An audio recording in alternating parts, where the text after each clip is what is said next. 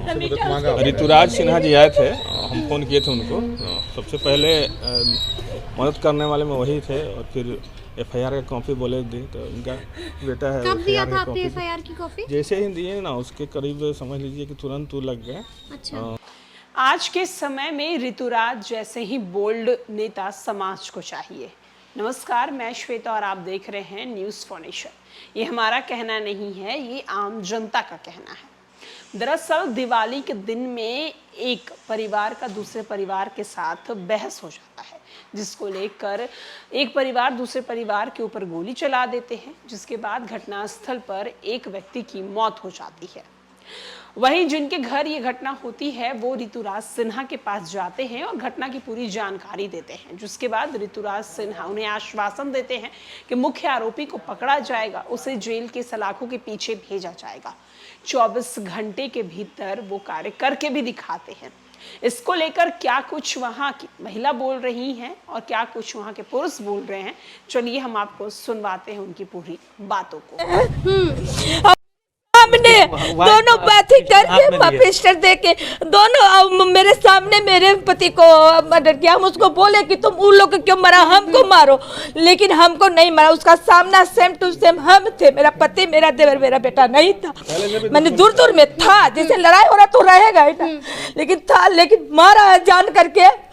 और ये हिसाब से लग रहा हूँ कि गलत काम वो करता होगा, तब तो रखा है। पहले से भी दुश्मनी था? कोई दुश्मनी नहीं, मेरे दादा परदादा के खानदान से हम लोग को घर में चल रहे। अभी मेरी सासू माँ बैठी हुई, अभी ये चल जाती तो मेरा ये दर्द नहीं रहता जो मेरे पति का। मेरे पति बहुत सीधा थे, पूरा गांव मोहल्ला रोड पर पूछिएगा कि मेरे पति का कितना सीधापन है। और उसी में परवीन वर्मा मेरे छोटे बेटे को मारे थे, तो उस समय हम अपना बेटा को समझा ले कि बेटा जाने तो मारा तो कोई बात हुआ, मैंने लड़ाई झगड़ा समाप्त। 4 दिन कुछ नहीं, कोई मेरा उससे कोई दुश्मनी नहीं था, कुछ नहीं था।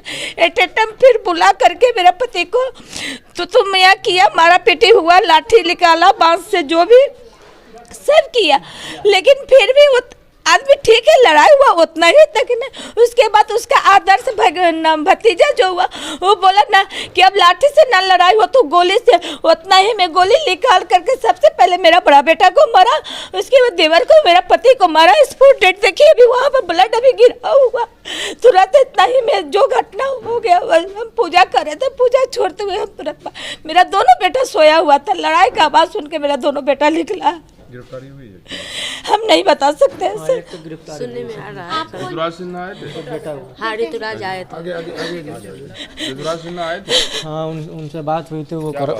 वो बोले थे कार्रवाई कर रहे हैं इस पे। हम बात किए थे वो एसपी से, इस सब से बात किए थे। वो कार्रवाई हो रही है उनकी तरफ से। उनके आने के बाद 24 घंटे में किसी अपराधी को गिरफ्तार भी किया गया है। हाँ, उनके आने के बाद 24 घंटे में गिरफ्तार हो गया। 24 घंटे में गिरफ्तारी हो गई। हाँ, गिरफ्तारी हो गई है। हाँ, उनके हम छोटे बेटे हुए, मेरे बड़े भाई को गोली लगा हुआ है। बड़े में 2 लोग अभी अभी तक 2 लोग भी भर्ती हैं एम्स में, पटना एम्स में। एक मेरे छोटे देवर है जी, एक मेरे बेटे है। पहले 2-3 दिन पहले भी विवाद हुआ था, नाली के पानी बहाने के लेकर, तो फिर ईंटा रखने के लेकर विवाद हुआ, उसी में हत्या हुई है। कुछ मदद मिली आपको? मदद मांगा? ऋतुराज सिन्हा जी आए थे, हम फ़ोन किए थे उनको। सबसे पहले मदद करने वाले में वही थे और फिर एफआईआर का कॉपी बोले दी, तो उनका बेटा है। कब दिया था आपने एफआईआर की कॉपी? जैसे ही दिए ना, उसके करीब समझ लीजिए कि तुरंत वो लग गए। अच्छा। तो सहायता का भी आश्वासन दिया? हाँ, बोले हैं कि हम, उनका बड़ा कंपनी है, सब सेट करेंगे और आर्थिक मदद का भी बात किए हैं, बोले कि करेंगे। अभी हम लोग वहीं जाएंगे कुछ देर बाद, ठीक है। और लेकिन मेन है कि मुख्य आरोपी गिरफ्तार हुआ है और 24 घंटे के भीतर। हाँ, 24 घंटे के भीतर जी। और पुलिस तो कार्रवाई कर रही है। पहले से भी थे? ये सब नहीं कह सकते हैं, ये सब चीज का जानकारी नहीं चलता था क्या? नहीं, कोई झगड़ा नहीं है, लेकिन गिरफ्तारी की सूचना मिली? हाँ, थोड़ा मनबड़ू था। गिरफ्तारी की सूचना मिली है? ठीक ना, परवीन वर्मा वो पूरी तरफ से नहीं मिली है, लेकिन हम व्यक्तिगत रूप से जान रहे हैं। गिरफ्तार हुआ है, 3 लोग गिरफ्तार हुआ है ऐसे, लेकिन मतलब मुख्य आरोपी गिरफ्तार हुआ। मुख्य आरोपी गिरफ्तार हो गए।